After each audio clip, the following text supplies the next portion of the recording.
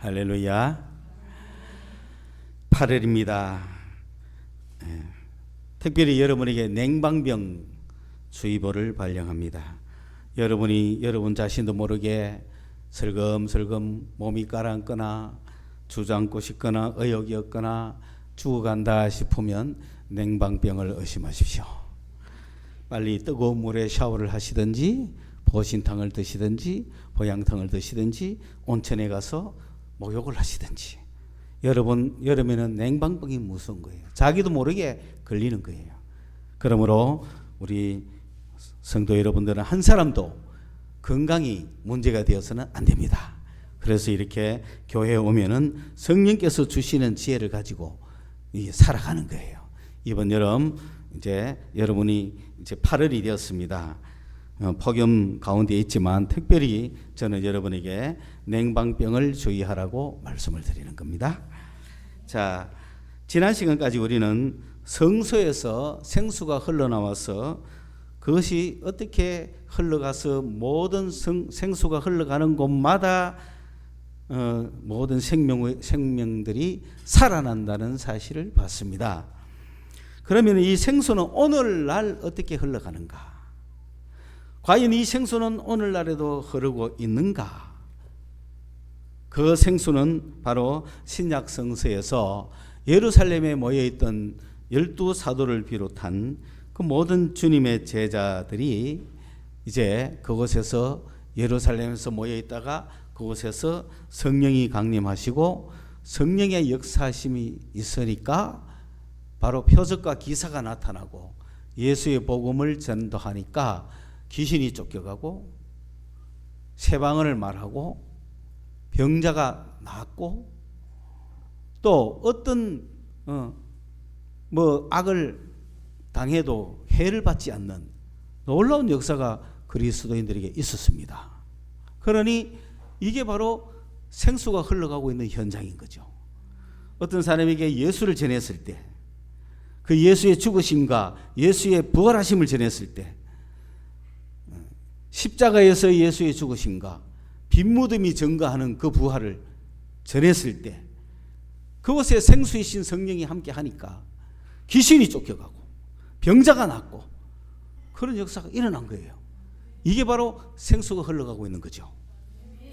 이것이 전파되는 사람들마다 그 생수를 마시는 자마다 그 역사를 죽었던 영혼이 살아나는 거예요. 이것이 예루살렘에서부터 시작해서 전 세계에 흘러나간다고 하더니 정말로 예루살렘에서 12제자 그 제자들을 120명의 성도들로부터 그 생수가 흘러가 생명의 물이 흘러가기 시작한 거예요.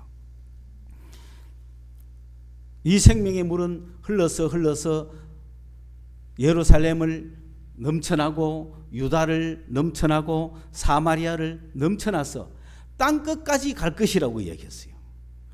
아니나 다를까 사도행전 1장에서 12장까지 보면 이 생수는 예루살렘에서 터져가지고 유대로 흘러 넘쳐가고 사마리아 땅으로 가고 그렇게 그 팔레스타인 전역에 다 흘러버리 넘쳐서 땅끝까지, 땅끝은 로마입니다. 로마까지 갈 것을 다 예고하고 있었던 거죠. 그래서 이 물은 흘러서 안디옥이라고 하는 이방 지역의 도시까지 갔다 이 말입니다. 지금 생수가 흘러가는 겁니다. 그게 생수입니다. 딴 거 아닙니다. 생수가 지금 그렇게 해서 흘러가고 있었어요. 그 흐름을 보여주는 것이 사도행전 12장까지고 사도행전 13장에서부터는 이 생수가 전 세계를 향하여 로마 제국 전체에 흘러가는 모습을 보여주는 거예요.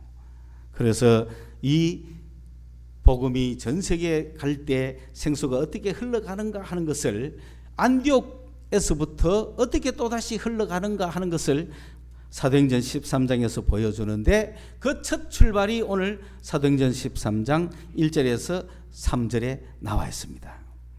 오늘 이 생수가 어떻게 흘러가는가를 우리가 말씀을 통하여 보면서 오늘 이 시간에도 우리를 통하여서 이 생수가 흘러나기를 축원합니다. 우리를 통해서 이 생수가 정말 나타나서 효과를 주고 사람을 살리는 역사가 있기를 축원합니다. 이게 돼야 복음이에요. 복음이 그냥 아무런 능력 없는 것은 복음이 아니잖아요. 복음은 능력이 함께 따라가는 거예요. 이 생수가 따라갈 때 귀신이 쫓겨가는, 귀신이. 응? 여러분 귀신 없습니까? 있죠. 귀신의 정체를 아직 모르는 사람은 그냥 그거는 이성주의자예요. 사회주의자예요. 귀신이 없는 인간은 인간밖에 없잖아요. 그래 인간의 머리로 잘 살면 돼. 웬걸 그런데 인간의 머리로 다 됩니까? 안 되잖아요. 왜? 귀신이 있기 때문에 그런 거예요. 그러므로 하나님이 필요한 거예요. 잘 아셔야 돼요. 여러분 귀신이 없다면 하나님도 필요 없어요. 그러면 인간끼리 살면 돼요. 인간끼리는 머리 좋으면 돼요. 사기 잘 치면 돼요. 그리고 뭐 감성 자극해서 자기 사람 많이 만들면 돼요. 그러나 세상이 그렇습니까? 안 그렇잖아요. 인간의 힘만으로 살 수 있어요? 안 되잖아요. 왜? 귀신이 있기 때문에. 마귀가 있다 이 말입니다. 예전부터 어르신들은 뭐라 그랬어요? 마귀가 있다 그랬잖아요. 마귀가 귀신 아닙니까? 마귀. 그러니 이 말을 쫓아내기 위해서 여러 가지 신을 섬기는 게 우상이죠. 그 신이 뭐 신을 쫓아낸들 마귀에서 저것들끼리 장난치는 거죠. 그러나 창조주, 천지의 주제이신 우리 아버지 하나님이 계시니까 그 하나님 앞에 다 쫓겨가는 거죠. 그 하나님을 믿는 자들이 최고의 능력을 가지는 게 당연하지 않습니까? 그렇기 때문에 우리는 하나님을 믿고 귀신을 쫓아내는 거예요. 그리고 귀신이 준 수많은 병들은 귀신이 나갈 때 바로 낫는 거예요. 그리고 죄로 말미암아 생긴 병은 회개할 때 바로 낫는 거예요. 그리고 자기가 잘못해서 생긴 것들은 말씀대로 살 때 역사가 일어나는 거예요.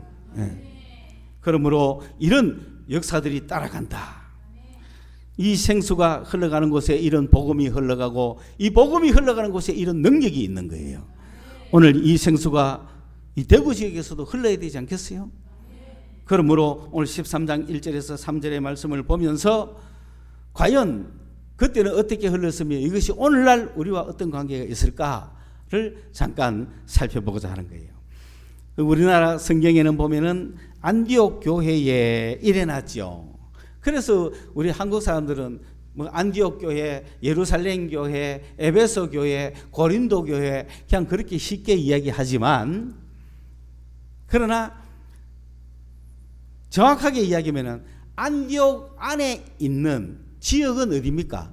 안디옥이라는 거지. 뭐 그러니까 우리는 지금 어디에 살고 있어요? 대구 광역시에 살고 있는 거예요. 주소지가 아닌 사람은 좀 미안합니다만 재범이 주소 대구 맞나? 서울이가 대구 맞나 그래요. 여러분 대구시에 살고 있잖아요. 그 안디오크라고 하는 도시가 있어요. 그 도시 안에 교회에 일어났잖아요. 그죠? 그런데 존재하는 교회입니다. 안디옥이라고 하는 도시 안에 존재하고 있는 교회. 오늘 우리는 대구에 있다고 대구 교회가 아니죠. 존재하고 있는 교회예요. 그 안디옥에도 존재하고 있는 교회가 있었어요. 이 존재하고 있는 교회는 있다가 없어지는 교회가 아닙니다. 건물이 아닙니다. 분사입니다. 현재 분사. 현재 분사라는 건 뭐냐면 교회 자체가 살아있다는 거예요. 살아있는 교회, 존재하고 있는 교회, 존재하고 있는 교회를 따라서 교회 바깥이 아닙니다. 존재하고 있는 교회 가운데, 교회 중에 선지자와 교사들이 있었다.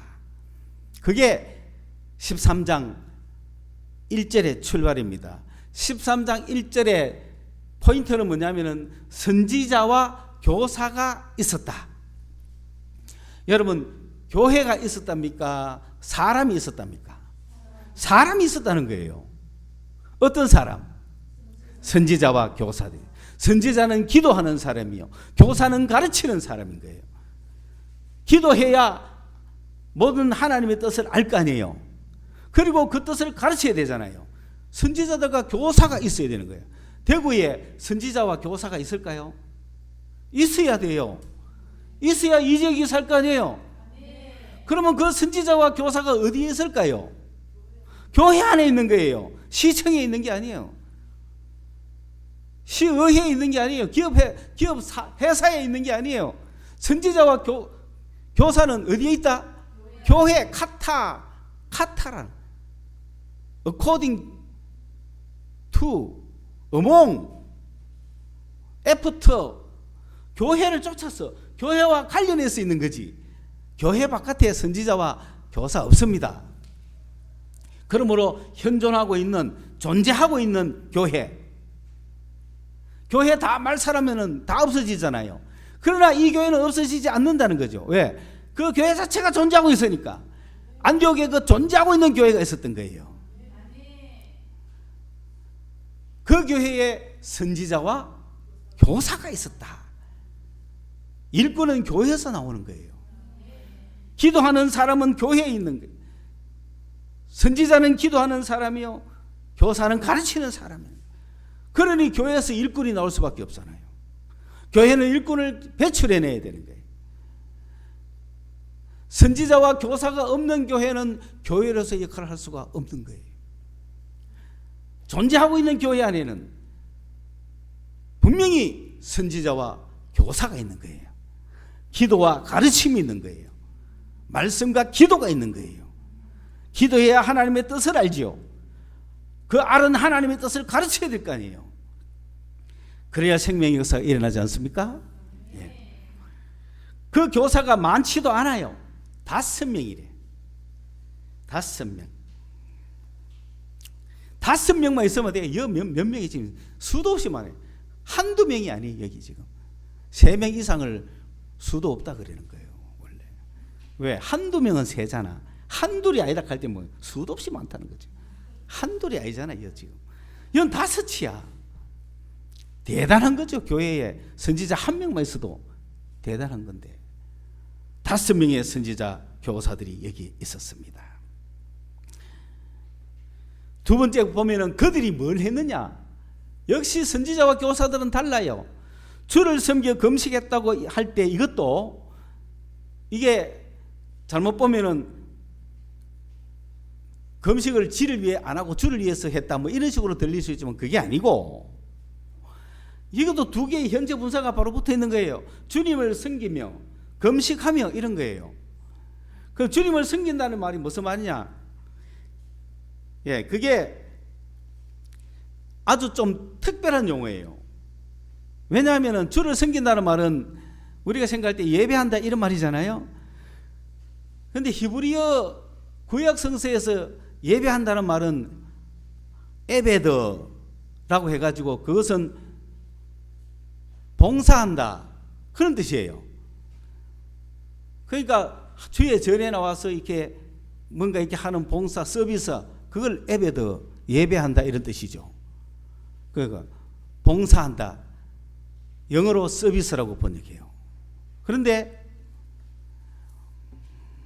신약에 오면은 그 용어는 단순히 에베드를 번역하면 라테레이아라는 건 뭐냐면은 종이 주인을 섬기듯이 그걸 에베드 한다 하거든요. 그 라테레이아 신약에서 그걸 라테레이아 한다. 예수님은 우리의 주인이시니까 우리는 그분의 종이니까 그분을 예배해야죠. 그분을 섬겨야 되죠. 종이 주인을 섬기는 거.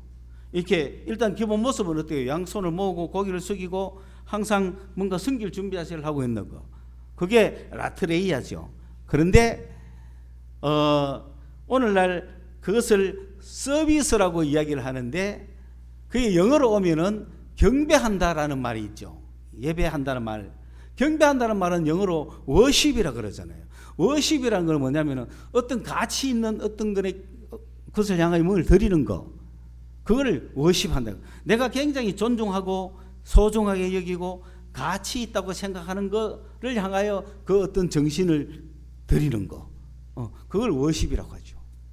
그런데 이 워십이라는 단어는 이 헬라에서는 프로스키오라고 하는, 다시 말해서 워십한다는 얘기는 가까이 나아간다는 거거든요.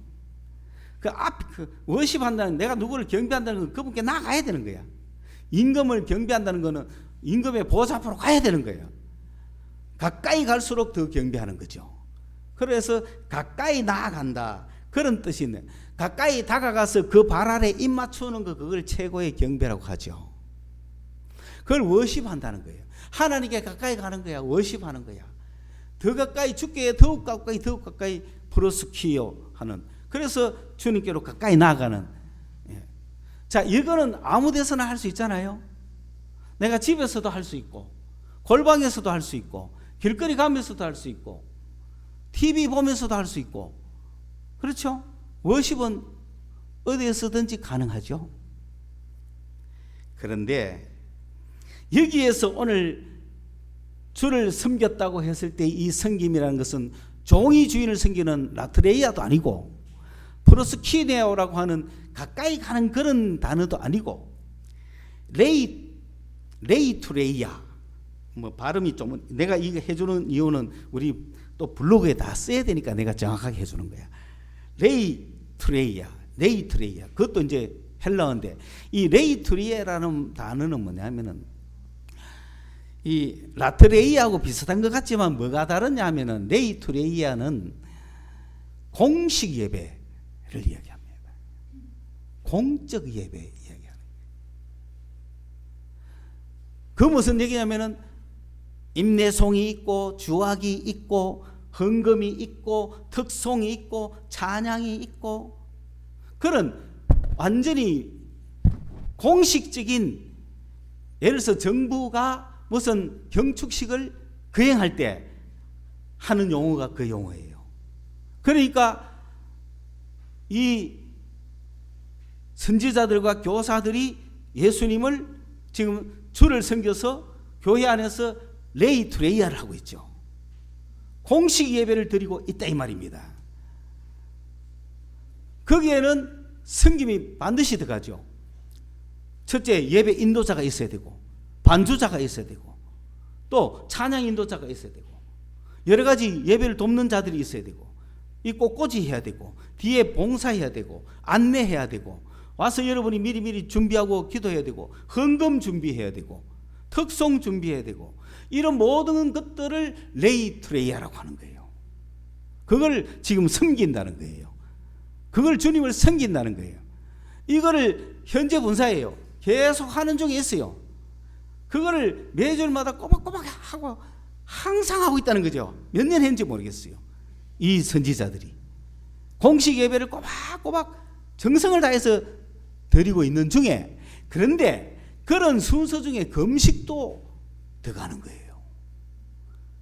그런데 이 금식을 일반 성도들이 했겠어요? 이 선지자 교사된 자들이. 자, 금식 누가 하는 게 좋아요? 제가 하는 게 낫지 여러분 하는 게 낫겠어요? 그렇죠? 그 금식이라는 항목도 그 공식 행사에 들어가, 공식 예배에 들어가 있는 거예요. 그러니까 그들은 주를 섬기고 금식이라고 하는 순서를 자기들이 하고 있는 거예요. 그래서 여러분은 다 몰라도 되지만 그 섬기는 선지자들마다 그 주님 앞에 공식 예배하는 게 다 다른 거죠. 왜? 그 예배의 현장에 주님이 임재하셔야 되니까. 오늘 이 시간에 여기에 주님이 오셔야 된다 이 말입니다. 여러분 속에 계시는 성령이야 무소부지하신 주님이니까 어디 가서 예배해도 돼요. 플러스 키네 해도 돼요. 그러나 현장에 모여서 어렵죠. 레이투레이아 하는 이곳에는 모든 것이 정말로 정성을 다하고 최선을 다하고 다 드렸을 때 그곳에 누가 임재한다고요? 주님이 임재하시는 거예요. 이거는 내 안에 계신 성령과 다른 거예요. 이 임재의 영광 속에 있어야 된다 이 말입니다. 임재하는 교회가 되어야 되는 거예요. 그래서 늘 주님의 임재 앞에서 저는 식사를 안 했어요. 끝나야 하는 겁니다. 수련회든 뭐든 주님의 역사하는 임재 앞에서는 식사 안 합니다. 그런데 어느 날부터인가 그런 게 무너졌어요. 오늘 이 시간에 주님이 임재하셔야 되거든요. 그러면 이 꽃꽂이조차도 다 그 섬김 속에서 나오는 거거든요. 반주고 뭐고 여러분이 앉아서 여러분이 예배드리는 것조차도 여기에 5명만 선지자 교사들 5명만 이렇게 정성들 있게 예배해도 주님은 역사하는 거예요. 성령이 그 자리에 충만하게 있는 거죠. 저는 그 경험을 해야 그것이 그 교회가 되는 거예요.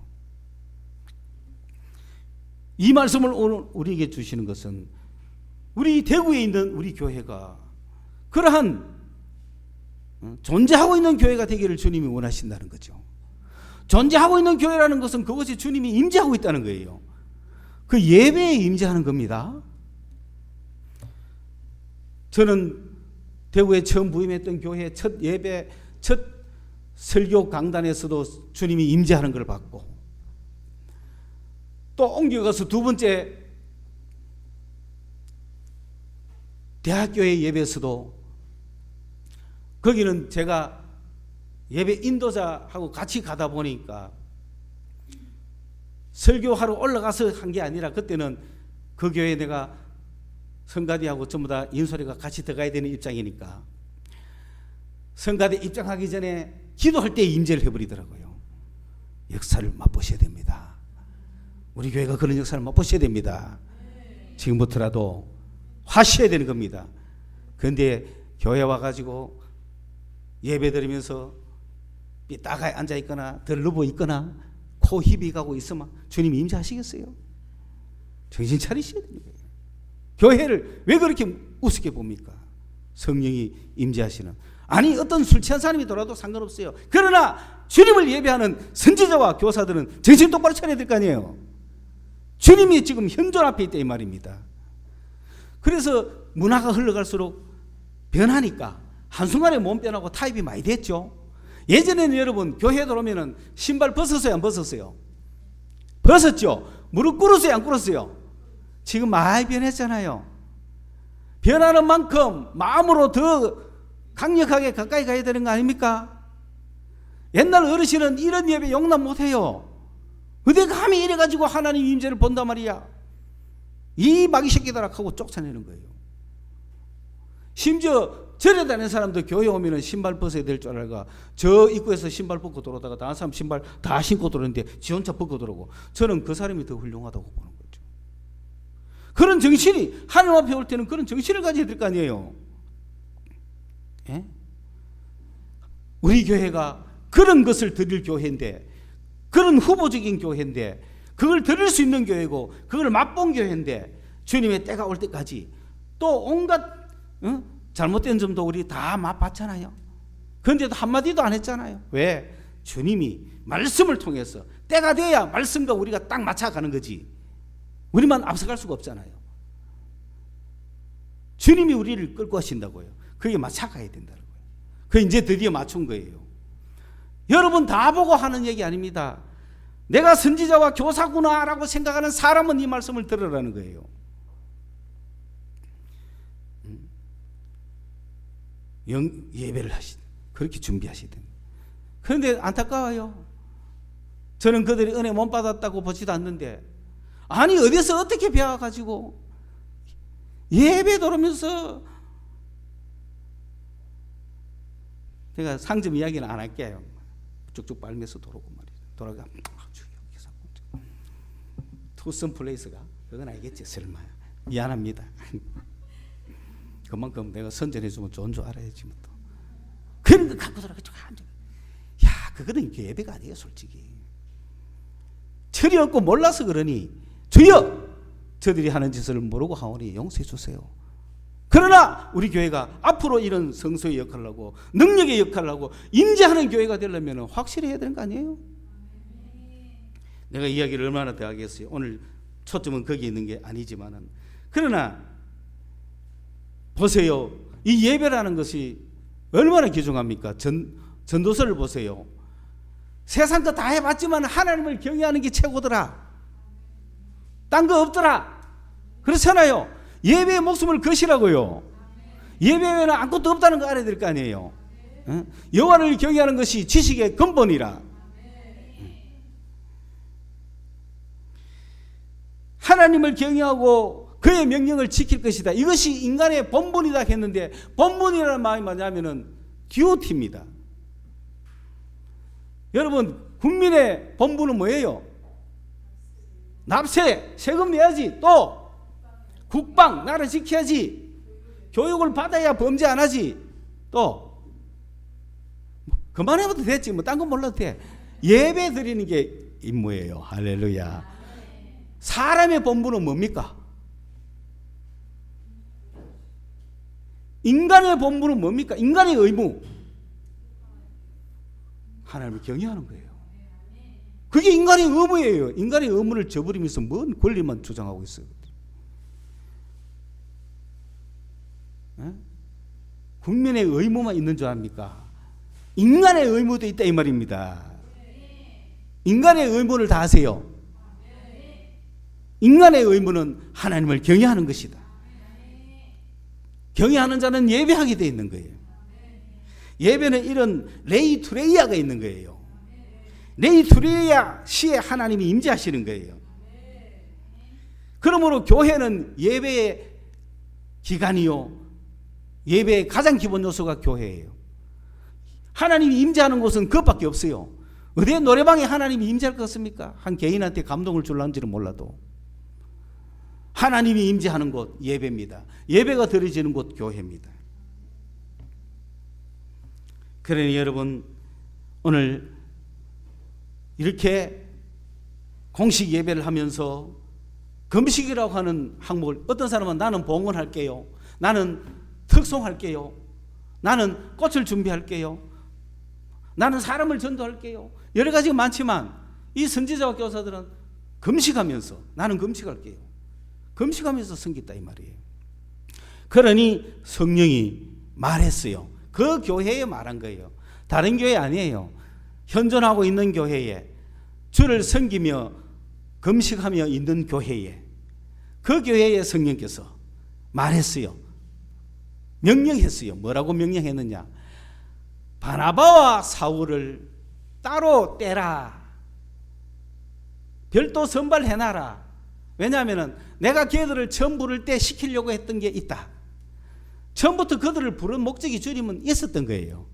처음부터 그들을 불렀을 때 교회 안에 이렇게 뭐 교회에서 뭐 집사 장로하라고 부른 것도 아니고 교회 부흥 발전하라고 부른 것도 아니에요. 바나바와 사울을 주님이 처음 부를 때 시킬 일을 이미 갖고 있었어요. 완료예요, 완료. 내가 그들을 불렀을 때 시킬 일이 있다. 그들을 불렀을 때 그들에게 하려고 했던 일이 있다. 그래서 잠시 교회가 성장하도록 머물렀던 거죠. 그리고 이제 때가 됐으니까 따로 세워라, 따로 띠라, 경계를 붙여라, 딱 분리해라, 구분해놔라, 이런 거죠. 그러자 이 안디옥에 있는, 현존하고 있는 이 교회는 그 5명 선지자 중에 2명 떼서니까 3명 있잖아요. 이 3명과 함께 교회가 뭐 했느냐면은 금식한 후, 거기도 그냥 과거형이 아니고 과거 분사입니다.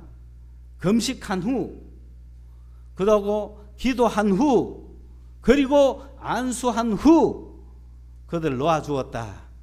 붙들고 있지 않았어요. 교회가 풀어준 거예요. 놓아준 거예요. 가게 한 거예요.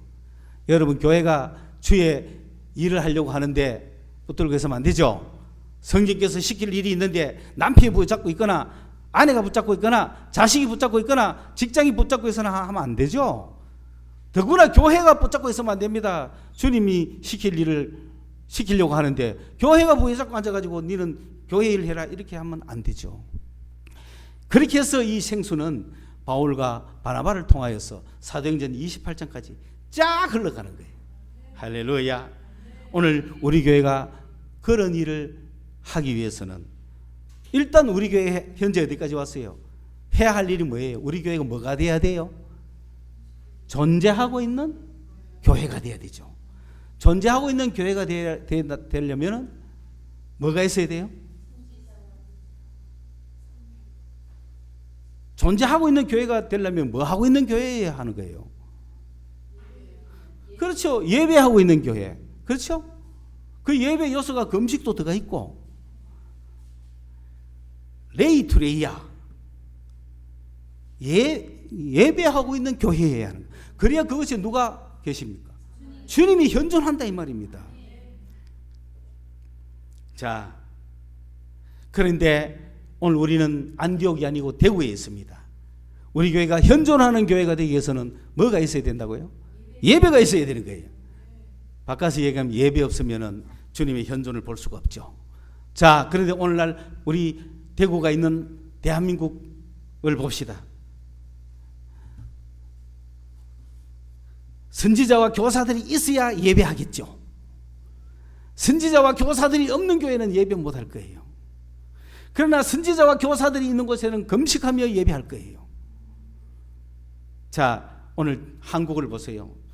이 대한민국이라고 하는 나라는 자유민주주의라고 하는 헌법을 기초로 해서 건국했잖아요. 그 나라가 어떤 나라냐 하는 것은 그 나라의 법이 무엇으로 제정됐느냐 하는 거죠. 오늘 우리가 건설하고자 하는 이 나라를 자유민주주의 법으로 하고 싶어요? 인민민주주의 법으로 하고 싶어요? 그래서 자유민주주의를 세운 거잖아요. 그럼 자유민주주의 법을 만들어서 자유민주주의 체제가 국가가 됐고, 북한은 인민민주주의를 하자 그러니까 인민민주주의 국가가 됐어요. 그 법에 의해서 그 나라가 이루어지는 거예요. 그런데 이 자유민주주의 헌법에 의해서 건국된 대한민국이 자유의 침해를 당한다고 느낄 때도 많이 있지요. 사상의 침해를 당하고 사상의 자유를 침해당할 때도 있고, 뭐 개인의 자유를 침해당하고 또 느낄 때도 있겠지요. 그러나 나라가 이제 일어서는 나라이기 때문에 그런 자유를 제한해 가면서까지 우리는 자유를 유보하면서까지 지금까지 왔다. 그리고 전체를 생각하면서 나라를 키워왔잖아요. 그러나 언제까지 하겠어요? 언젠가는. 그러나 우리가 자유를 유보했지 자유를 버린 적은 없잖아요. 그리고 자유를 유보할 이유도 없는데 자유를 억압하면 저항하지 않겠어요? 그러나 사회는 점점점 변하고 또 경제가 발전하고 먹고 살만하고 이렇게 저렇게 되다 보면 사회를 먼저 또 생각하게 돼요. 그러면 사회주의가 또 나오게 돼요. 그러나 자유민주주의라고 헌법 안에서 움직이는 사회주의여야 되지. 그렇죠? 그런데 이 사회주의가 많다고 해서 법까지 바꿔야 돼요? 그건 아니잖아요. 그러나 지금 사회주의가 많은 거는 사실이잖아요. 내 자유인데 뭐 하는 것보다는 야 같이 먹자 하는 게 더 세잖아요. 왜? 전에는 같이 다 머물 때는 뭐 상관없었는데 이제는 막 먹고 잘 살다 보니 먹는 게 문제가 아니라 이제 잘 사는 게 문제인 거야. 누가 집 한 채 가지고 누가 집 두 채 가져도 문제인 거야. 누구는 티코 타고 다니고 누구는 넥서스 타고 다니냐 이 문제가 생긴 거야. 그러니까 넥서스를 타든 티코를 타든 자유 아닙니까? 그런데 이씨 하면서 넥서스 끌고 보는 거야. 그것도 자유인기라. 왜? 아니 꼽자 이거지. 니만 잘 살면 되나 이거지. 이게 사회주의잖아요. 그거 없으라는 법 없잖아요. 그러면은 어떻게 되느냐? 내가 넥서스를 타는 건 자유지만, 내가 돈 많이 버는 건 자유지만 이 자유를 갖고 남용하지 말고 다 살피라는 거잖아요. 그 작업을 하라고 해야 되잖아요. 그게 세금의 명예라는 거죠. 그렇죠? 그 이유도 해야 되잖아요. 잘 사는 사람들 기부하세요. 그리고 명예의 전당 올라가세요. 메달 달아드릴게요. 막 이런 식으로 해야 되잖아요. 그런데 그걸 갖다가 다 뺏어가지고 나나 가지자 이렇게 하면 뭐 어쩌자는 거예요. 그 법에 의해서 움직여야 되는 거 아니에요. 그런데 그 법도 무시하면서 막 뺏어가 나누면은 법은 자유주의 법인데 움직이는 건 사회주의면은 그거는 사회가 좀 이상하잖아요. 그건 조정돼야 되는 사회다 이 말입니다. 그런데 지금 보세요. 우리 한국 사회가 자유의 법보다 사회주의 사상이 강하게 느껴지기 때문에 모든 것은 법이 아니라 여론으로 하고 법이 아니라 세력으로 하고 법이 아니라 데모로 하고 그게 직접 민주주의다 이거지. 법이 아니라 내가 직접 의사 표시하겠다 이거야. 아니 그러면 자기 의사가 전 국민의 의사입니까? 그 법은 아니잖아요. 그 너무 사회가 엉망이 돼갈 수밖에 없는 현재 그런 시점인 거예요. 그걸 교인들은 잘 알아야 된다는 거예요. 그래서 사회가 저래 돼가는 것을 보면서 제일 먼저 통탄해야 될 부류가 누구예요? 교회의 누구? 선지자들일 거 아니에요. 선지자들은 기도할 거 아니에요. 그러면서 이 사회가 너무 불평등하다. 이 사회가 너무 지금 분노 사회로 간다. 이 사회가 너무 편차가 심하다. 이래서는 안 된다. 우리 그리스도인부터 가난해지자. 옆 사람을 생각하자. 이웃을 생각하자. 막 이렇게 가야 되잖아요. 그러면서도 그런 위기를 느낄 뿐만 아니라 체제의 위협도 누가 제일 먼저 느끼겠어요? 선지자들이 느끼는 거예요. 교회가 느끼는 거예요. 그러면은 교회가 선지자들이 체제 위협을 언제 느꼈느냐? 탄핵 사건이 터졌을 때 교회 선지자들은 이 대한민국이 자유의 법이 아니다. 이 대한민국이 지금 자유의 법을 무너뜨리고 있다. 세울 수가 없구나. 대한민국엔 자유법이 벌써 무너졌구나. 선지자는 알고 있는 거예요. 그런데 그 이후에 마음만 하면 뭐합니까? 이미. 그러면 어떻게 하면 이걸 살릴 것인가를 계속 고민하고 기도하는 게 선지자잖아요. 그런데 아니나 다를까 그 법은 벌써 2017년도에 대한민국은 자유의 법이 무너졌는데 자유의 법이 무너지니까 이제 막 강압적인 법이 판을 치겠죠. 자유를 구속하는 법이 막 나오는 거죠. 그러니까 곳곳에 사람들이 자유가 구속당하는 법을 느끼는 거예요.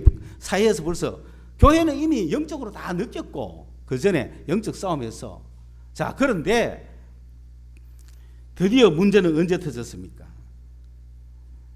2020년 코로나가 터지면서 코로나 사태가 터지면서 예배 중지 이거 심각한 자유 침해 아닙니까? 그렇죠? 그러면 그때 선지자가 있는 교회는 어땠을까요? 우리는 죽어도 예배한다. 왜? 예배가 가장 중요한지 알기 때문에. 예배할 때 그것도 대면 예배 이런 거 없습니다. 비대면 이런 거 없습니다. 이 레이 트레이아는 대면 비대면이 아니에요. 완전히 모였어. 방금 이야기했잖아요. 그거 다 예배인 거야. 너 그 앉아서 예배하고 있는 거야. 이거 하는 것도 예배예요. 예배할 때 마귀가 틈타니까 막 왔다 갔다 하고 이러서. 다 예배라는 걸 아셔야 돼요. 안내할 때도 내가 말 한마디 어디로 나가느냐가 다 예배야 이거. 사람이 왔다 갔다 한다니까요. 예? 그러니 정신 바짝 차리고 예배해야 된다. 그러니까 선지자들은 날벼락 같은 소리지. 아니 코로나가 정말로 극심해가 우리가 코로나 걸려가 다 죽어도 뭐 한다? 그 정신을 이야기해 줘야 되지. 그러니까 처음엔 교회를 욕했죠. 야 지금 이렇게 시험한데 죽을지도 모르는데 예배하지 말자. 처음엔 그거였잖아요. 그러나 선지자들은 예배하는 거야. 죽어도 예배한다는 거였죠. 그런데 그게 조금 지나고 나니까 이제 뭡니까? 교회에 모이지 마라. 처음엔 저거 스스로 안 모이다가 나중에는 정부가 모이지 마라 그러는 거야. 정부가 모이지 마라 그러니까 이제 드디어 선지자들도 뿐만 아니라 선지자들이 뭘 깨달았느냐? 이 코로나 이거 별거 아니다. 그걸 깨달은 거예요. 제일 처음에는 코로나 걸리면 굉장히 위험하잖아요. 중국 우한에 보니 폐렴 걸려가 바로 뭐 젊은 애도 막 죽고 하니까 겁났단 말이에요.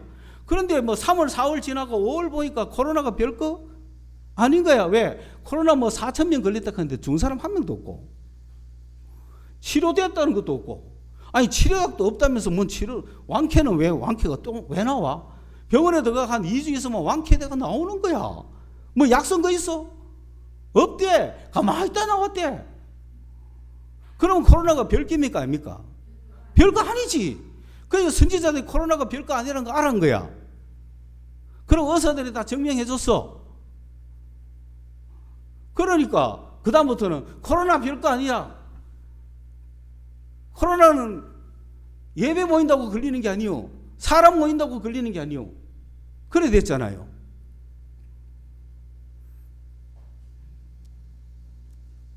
제가 말씀드리고 싶은 결론은 뭡니까?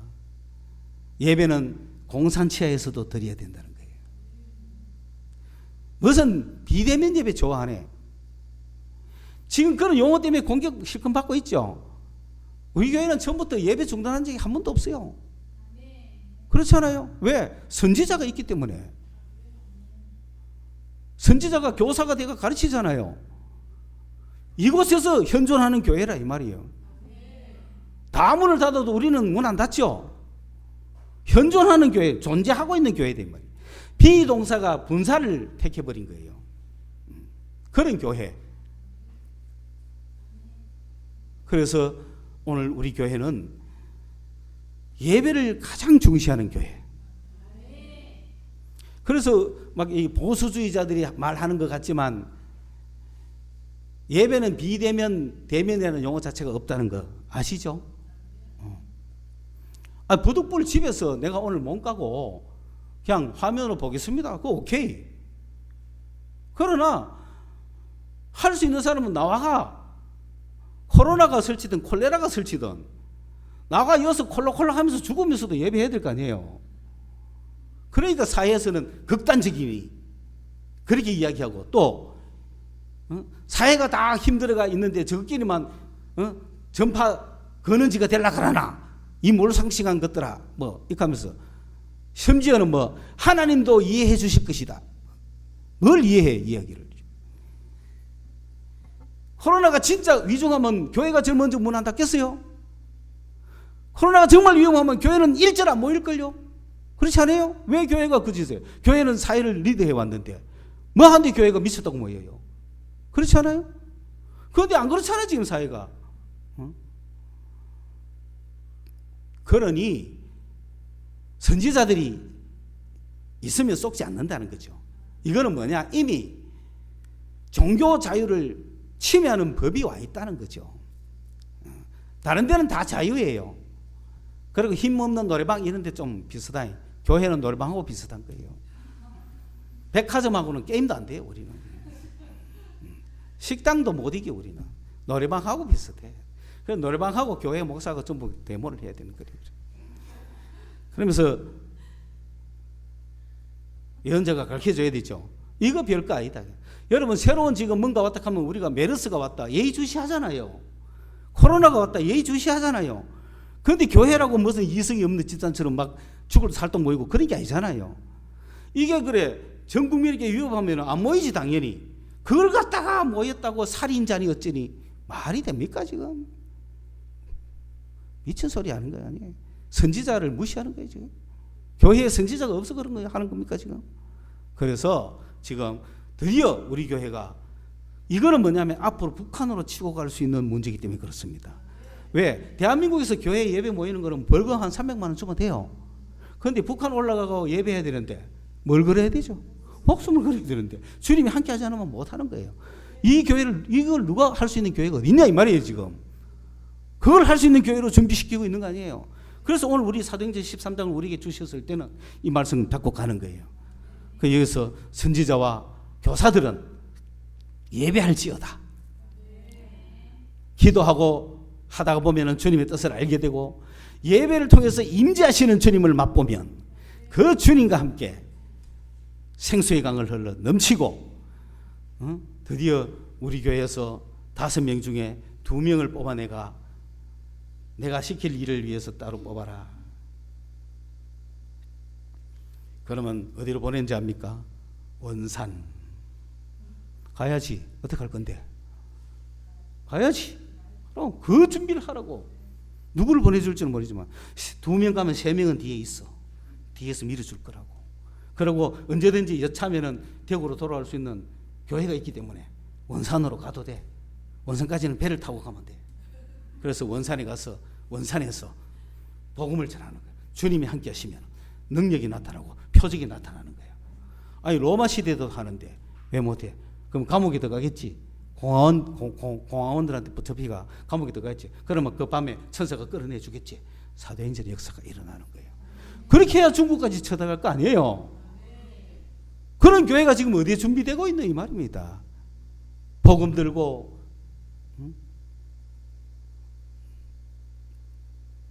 가야지. 그 대구에서 준비되는, 대구에 존재하고 있는 교회에 선지자와 교사가 있었으니 그들이 주를 예배하고 있을 때에 성령께서 말씀하셨다. 오늘 우리에게 성령이 말씀하시기만 하면 놀라운 역사가 일어납니다. 그럴 때까지 우리 지치지 말고 여러분이 봉사하고 있는 거 그대로 하시라고. 주님이 알고 계신다고. 거기에 임재하고 계신다고. 청소하면서 주님이 울컥 시켜주고, 화장실 닦으면서 딴 울컥이 아니고 이 울컥을 하고, 밥하면서 울컥하고, 찬양 준비하면서 울컥하고, 반주하면서 울컥하고, 꽃꽂이 하면서 울컥하고 해야 될 거 아니에요. 이런 역사가 있기를 주님의 이름으로 축원합니다. 기도하겠습니다. 하나님 아버지 감사합니다. 사도행전 13장 1절에서 3절의 말씀을 우리에게 주시고 대구에 존재하는 교회라 되게 하라고 하시는 주님, 선지자와 교사들을 세워주셨사오니 주여 기도하고 말씀 전하는 가운데 주의 성령의 음성을 들을 수 있는 저희 교회가 되게 하여 주옵시고, 정말 주를 위해 목숨 바칠 수 있는 교회가 되게 하여 주옵소서. 예수님의 이름으로 기도드리옵나이다. 아멘.